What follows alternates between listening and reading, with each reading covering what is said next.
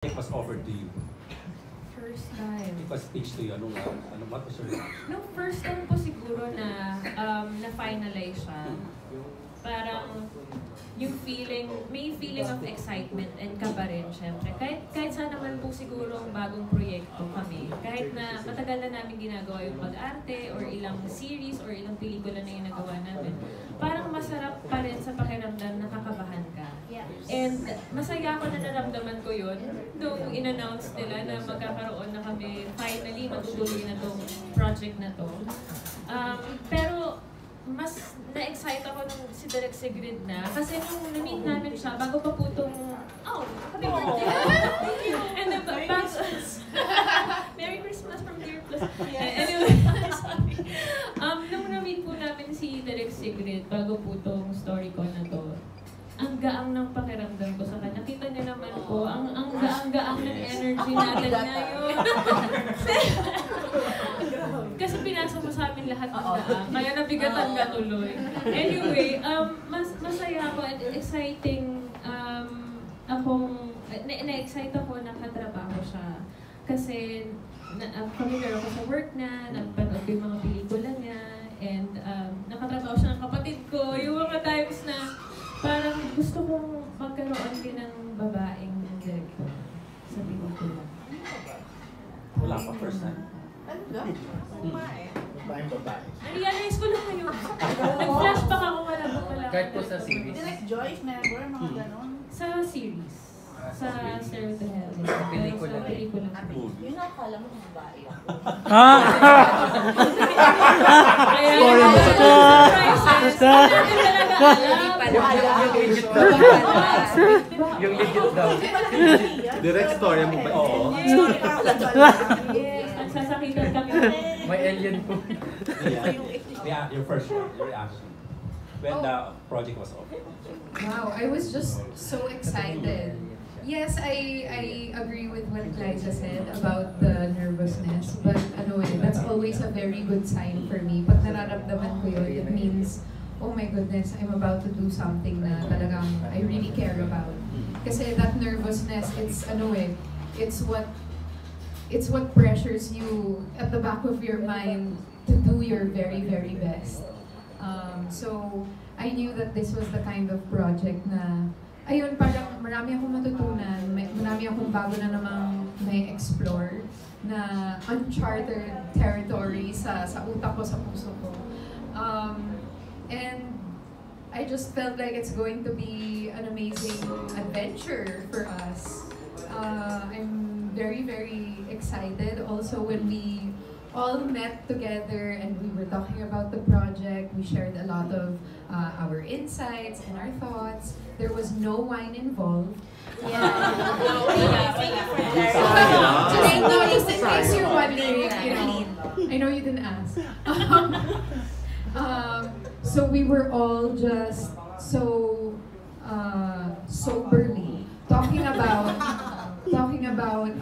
how important this is and how we were decoding what their story should be like and what their characters should be like and how it will connect to people and change things for them.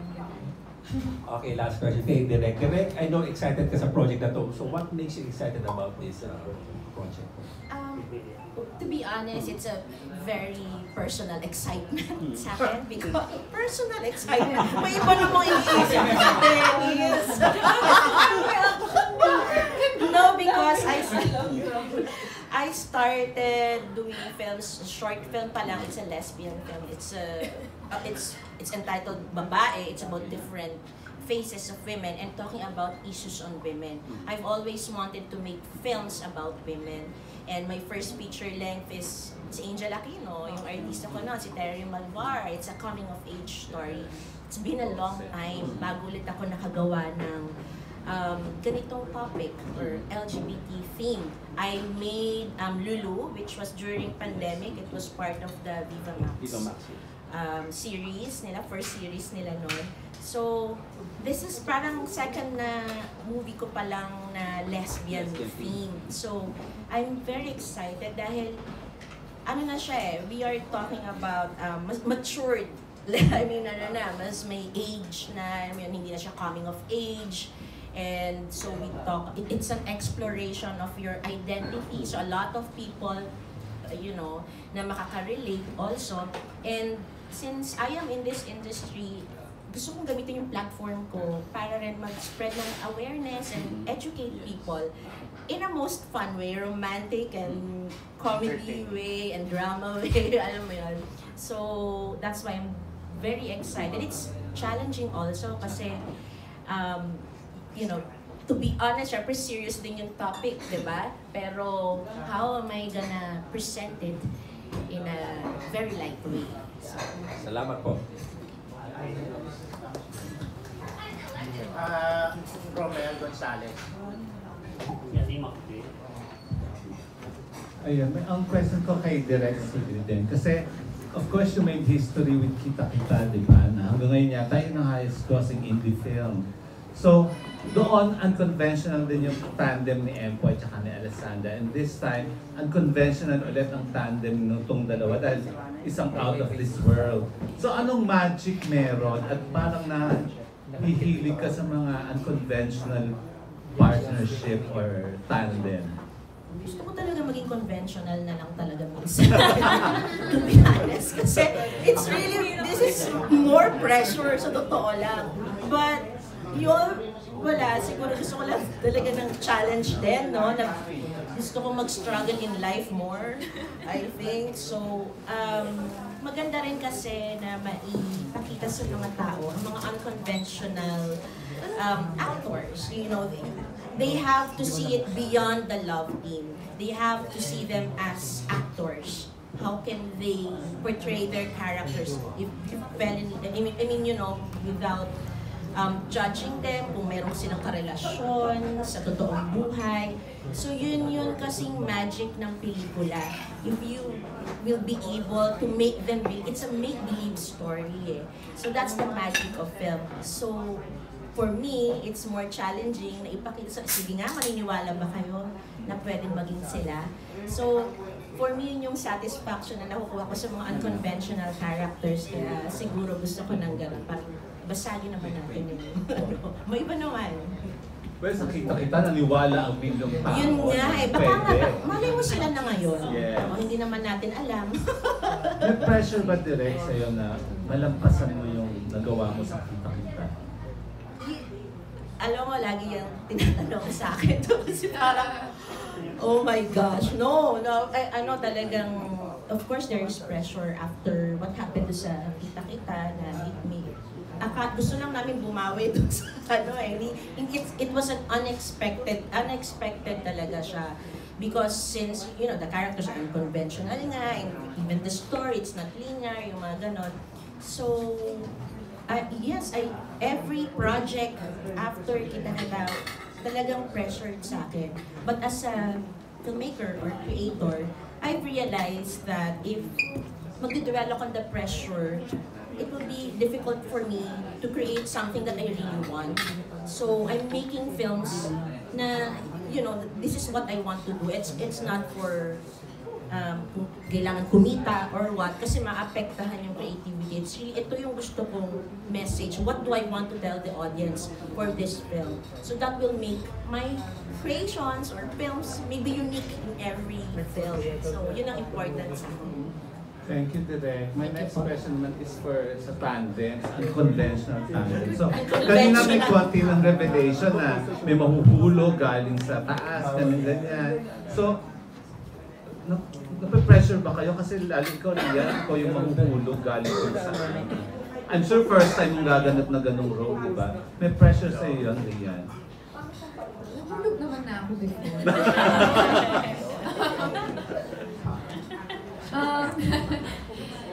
Well, this role is definitely different. Actually, I remember when I was a lot younger, parang meron akong ginawang workshop, tapos pinapili kami, or pina-invent sa amin mga sarili naming characters, tapos kailangan mag-gets na walang sound, or ano, tapos kailangan mag-gets ng lahat. Kung ano ka, o sino ka. Yun yung binigay na challenge. And ganitong klaseng character yung inimbento ko nung time na yun. So matagal ko ng dream role ito. And to finally have it, I'm so excited to play with it and explore it. And I think I'm going to learn so many new things as a person just from doing this role. So bago talaga siya sa akin. And I'm very ready for the challenge. And ikaw, Glyza, yun nga, ang partner mo, bukod sa kapwa mo rin babae, eh, nahulog mula kung saan. So, anong preparation na gagawin mo dyan? Medyo kakaiba ka. Kailangan ko mag-workout yung arms ko kasi kailangan ko siyang saluhin. May ganun eksena. Hindi ko alam. Why That's a not? good idea. Yeah. Hindi ko alam kung Nagka-idea paano ka ko ba? siya sasaluhin o kung hindi ko ba siya masasalo. Or ako ba sasaluhin niya, ako ba yung mahuhulog? Hindi ko alam eh. Pero sa totoo lang po, ngayon pa lang nape-pressure na ako kasi ang husay ng mga kasama ko, alam, kahit na nagtatawanan tayo at the back of my mind, seryoso itong gagawin namin. Seryosong proyekto po ito. And paghahandaan namin ito ng maigi. It will take time, yes, pero I'm sure na once na natapos na namin, masasatisfy lahat, even yung mga manonood nito. Kasi, syempre, as actors, or as a director, parang ayaw mo, or producers, diba? Ayaw mo naman din mag-release ng something na hindi prepared or half-baked. So, ayun, yung mga preparations, may enough time naman kami to prepare, and ang masisiguro lang din po namin, once na lumabas to, satisfied po kayo. Ayun, thank you. And my last question sa ating dalawang lady producers. Ngayon, yung ang cast nyo po prepared sa kanilang role. Since medyo, tingin ko, science fiction din to, di ba? Prepared din po ba ang budget ninyo sa mga special effects na gagawin nyo? Natawa si Direk sa gagawin nyo sa film. Anong klaseng pagka-fictional ba ang gagawin ni Direk? So, si Direk, si Grit naman, prepared naman siya. So, we will be relying on how she wants to do it because when it comes to kasi fictional yung, actually it's more on, I would like to, actually ako pa tinagulat. So yung pagka-fictional kasi nito, for the knowledge of everybody, ang atake kasi ni Direk, atake na talaga, because we were able to talk about it, she would want to, to make it appear na fictional, but ang gusto niya may pagka-reality pa din. So, sa budget, wala naman kaming magiging problem kasi napag-usapan naman na namin before. So, ang dami niya sinasuggest ni Direk. Sige, ewan ko kung magkakasundo sila ni Sir Dennis. So, the live producer. But kami, kung ano yung kagaganda ng movie, we're all in for this. Yeah. How about Pao? May co-producer. Yes, this one din. Baka biglas Pwede kaya. ikaw. Iba yung tingin ni Pao eh. Hindi, baka po mag-expect yung iba na parang wala Encantadia po siya. Hindi po siya wala Encantadia, pero yung Reality pa. yeah, yung story niya may pagka-other dimension eh, pero hindi naman sila magpapamala Pirena at So, abangan nyo na lang po. And about naman po sa budget, ngayon po kasi as business women din po, we are maximizing all our resources. So yung sa Bataan, yung resort doon sa amin din po yun. And we also have different branches po ng Dear Close. Meron din kami doon sa Bataan. Kaya maximize po Balanga. Taga doon siya. Balanga po, Capitol Drive. Balanga. Nandun po ang first branch ng Dear Close. Taga doon po siya. Sa kasabatan. Oo nga, nakita ko nga may Dear Gloss na... So lahat po ng businesses namin po ma-maximize dito sa movie. So lahat po yan kasi interconnected. Kaya... Dito talk sa bata. Yes. So yun po. And eto na lang, question na lang po. Di ba kayo din po producer ng Papa Mascot? Yes po. And umani po ng mga awards. Reaction niyo po doon? Siyempre po, proud po kami sa mga, siyempre kay Direk Louie na naging best director din po, and recently lang po si Ken naging best actor din po. Super proud po kami sa kanila, sa buong team. Yan, kasama din namin sila Sir Dennis.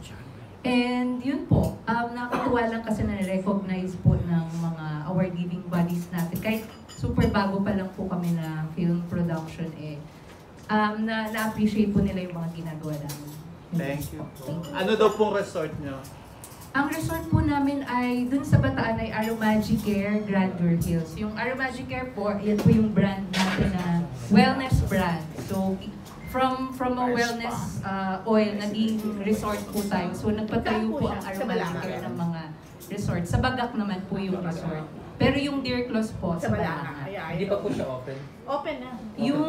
Yung Deer Claws po, open na siya. Yung resort. Yung resort, i-open ni Glyza. So may set Sila visit ang- po ba sa opening? Charot. Dito po kami doon nila tapos nila direct. So, yun po ang first natin na tapos na yung resort. Kasi po yung Papa Mascot, doon din po.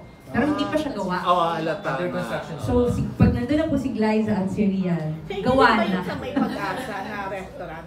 Kasi nakita ko may picture doon sila Glyza at Kerry. Parang hindi Kumain po. kayo doon? Bethany ba? Nakalimutan ko yung pangalan ng restaurant. Oo. Oh. Hindi Ay, po. hindi.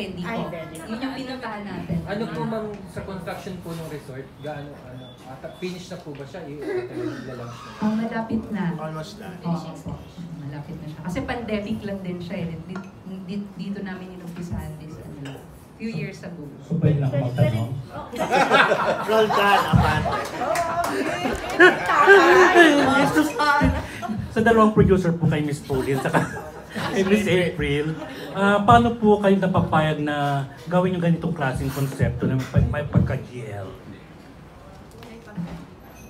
Yun po, as what Miss April has mentioned a while ago po. Last year, meron din po kaming GL Stars from Thailand naman yon. So, nag-start po kami doon from Freen Becky na napuno po namin yung buong Araneta Coliseum because of Freen Becky. And syempre, nandun po yung mga special guests po natin na Miss Glyza and Miss Rian na dahil dun po na off guard sila, tinanong sila kung gusto nilang gumawa ng movies. I will always say yes po. Yes. So po talaga kasi yung clamor ng mga fans na napuno yung buong Araneta with Rian and Glyza. Dahil dun, ba't di natin gawa ng movie? Kasi imagine po, 10 years na since yung TRMD po, 10 years na yun kasi next year naman ito ipapalabas. Imagine, ang dami pa rin pong fans ng Rastro na until ngayon, kapit po, na grabe sila, naiiyak na sila. Ang tawag nga po sa amin ng fans po ng Rastro ay fairy godmothers. Kasi po, after 10 years, dun na po yung first movie nila na silang dalawa po talaga. Okay, may dadagdag ka, ma'am? Okay na po. Tapos kay Direk kasi 9 months ago, nakakwentuhan namin kayo sa Sini Panalo about JL na parang gusto mo yan ang next project mo. Pumapasok pa nga yung panaginip natin na Catherine sa Canadine, mga ganon. Diba? So yung konsepto na yun, pinasok mo dito or paano po? Hindi naman po. Iba po yung konsepto doon. Iba rin po yun dito. Oo. So, masaya ako. Kahit hindi naman, syempre dream din, isa rin sa mga di mahusay si Catherine, mahusay rin si Nadine. Iba naman yung kanilang theme na naiisip ko. Iba rin yung para kay Glyza and kay Rian. So anong in-expect mo sa dalawa ngayon? Well, dapat mahusay sila. Sila naman kayo mga expectation. Alam na expect ko maging kayo o ano ba? but seriously, yun naman ina-expect ko is really, I'm sure they're professional and they will study their roles. Pero aside from studying their roles, kasi it's really yung sensibility nila about the subject matter. So that's very important to me also, yung kung ano yung i-discuss namin doon sa film, it has to be the right thing. So, dapat, yun ang mas, they should do their assignment also. Lalo na sa mga themes na ganito na, you know, these are too bright, actors, hindi pwedeng kung ano lang ibigay, gagawin lang nila. So, I'm sure they will study about yung mga sensibilities natin, about women, about LGBT, so, Kanino po galing yung title na I Feel It's Fine? Ako po. Kasi it's, aside from nahulog, I felt it's fine. It's also another interpretation of I fell in love and it's fine. Parang ganon siya eh. I fell for you, it's fine. So what's wrong? So parang ganon siya. But yung literal meaning rin niya is, meron kasi kaya sila nagkakilala na hulog tong si this ethereal woman chicks from somewhere sa taas, I fell. So, nung nahulog si chicks, okay lang din naman pala. It's fine. Oo. magkakilala sila. So it's like a double. Pero direct, galing din ba yan sa experience mo? Sa ano? Yung Hindi itong, somehow itong buong Buong kwento. kwento. wala pa naman ako na-meet na ethereal woman but, na nahulog. Pero meron ng mga nahulog sa akin. Wow! Salvo! Pakitirintas nga. Yung, oo naman, definitely maraming experiences. So, of course, not literally na gano'n yung ano. For me, love is genderless. Yes. What's wrong with that? So nasabi mo na rin, correct? I fell. I fine. It's fine. Ayun. Ilang beses mo na sinabi yan? Oo. Ilang beses Ilang mo na beses na sinabi? daw. Oh, ilang beses mo nang sinabi raw Ilang ko. beses ka na daw nag-fail. Kailangan i-promote siguro. Maraming beses. Ilang beses mo na nasabi sa sarili mo yun, direct? I fell, it's fine. Kailangan ko bilangan. Ang dami, grabe. Grabe yung ilang beses. Huwag na lang natin, alam mo naman lahat tayo may mga pinagdaraanan sa buhay, na madali tayo ma-in love. Come on, mabubulag ka and all. It's fine, you know. Yun din parang it's okay to fall in love. Don't think too much. Just go for it. And gano'n, charge the experience. Kung hindi maging kayo or magkagulo-gulo, it's part of life, you know? Na magkaroon ka ng experiences na gano'n, you move on to the next. Gano'n agad. Kala mo gano'n kadali. I'm not expert po. Nagkakaroon po ako ng YouTube channel. Pa-advise sa akin about love. Yun, siyempre babalik natin sa dalawang bida natin, kay Glyce at saka kay Rian. Kung nasabi na rin ba nila yung title na yan, at the same time, ilang beses na? Ako parang first time ko yata itong sasabihin na sa pelikula na to. Pero, for sure yung pagdapa or yung sakit, yung lungkot, yung nararamdaman natin mga hindi natin in-expect na mararamdaman natin at hindi natin maintindihan. Naranasan ko na rin po. Even until now, even nasa relationship ka, but minsan mararamdaman mo pa rin naman yun dahil hindi naman perfect yung relationship Diba? It's parang continuous process siya. Kailangan mo siyang pinagtatrabahuhan. Pero katulad nga ng sinabi ni Direk, at saka ang ganda ring mantra ng kanina nung sinasabi niyo Excellence Plan, parang ang gandang mantra kasi okay lang na madapa ka, okay lang na mahulog ka, okay lang na masaktan ka, kasi dadaanan mo lang, masakit lang naman siya sa umpisa pero mas mararamdaman mo yung ginhawa kung hindi mo mararamdaman yung sakit. Diba? So kailangan mo pagdaanan yung sakit para maramdaman yung ginhawa. Kaya ang ganda nung title and feeling ko, i-embrace ko na siya sa kung ano mang mangyayari sa buhay ko. Sasabihin ko lang na it's fine, I felt it's fine, madulas ako physical, di ba?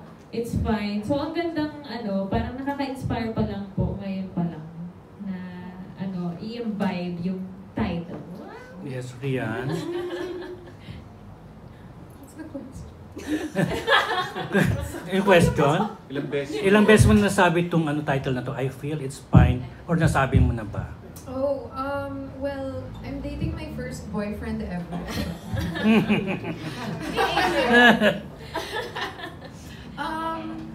Well, yeah, I remember in my younger years, wala pa yung it's fine. But ultimately, I believe that falling in love and heartbreak has made me a better person. Just both of those experiences, I learned a lot from both. And I agree with what Liza said, na parang a relationship is a constant process, na even with the same person, you can have those small moments of falling and heartbreak and getting up again and being better for it and trying again. So yeah, I do believe that when you fall, it's absolutely fine. Look at me not giving up, charot. Joke lang. But yeah, definitely, as long as you're the kind of person that knows how to grow and knows how to learn, be a better person for trying again. You can't live in fear You can't live in fear from something that happened and it's in the past. You do it again, you try again, and you keep falling. And it's fun. Okay.